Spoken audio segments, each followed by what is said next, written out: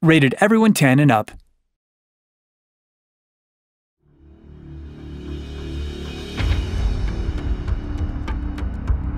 When we started working on the aesthetics of the game, there's a lot of expectations for what people think, what could be improved. That we can realize now that the tech has actually caught up with the dream.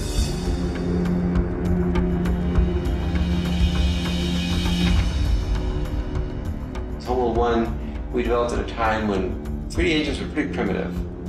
It was very hard to push very many polygons. Now we can push so many polygons. Yeah, I think overall, I mean, you're totally getting the scale of the ships and the surface logic that we came up with, reproducing that in high res really nicely. Homeworld is just a classic in the PC genre.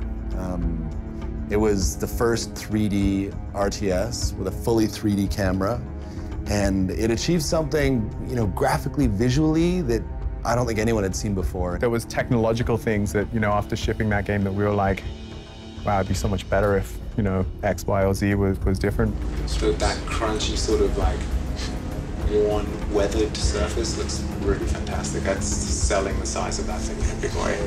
It's more than, just HDifying it or doing the best that you can on PC. I mean, we were really trying to push this so that, later when you have this game and everybody's got 4K monitors or whatever, this game will still be relevant. This is a project close to my heart and was a lot of fun to make. So seeing it come back and in the technological powers of today is just exciting.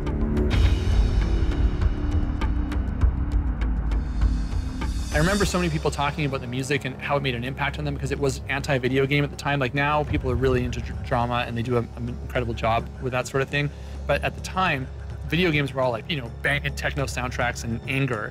And we wanted to go in completely the opposite direction then, which was just gentle majesty. We've got Paul Ruskay, who is the original audio director, and he's always been kind of miffed at the fact that he couldn't get his original, his high quality audio into the game because back then you had to fit a game on a CD. I would have never imagined that what's happening currently was even possible because I'm going back into sessions that are, 10 and 14 years old and remastering and reworking and just bringing a whole bunch of new experience to that old music.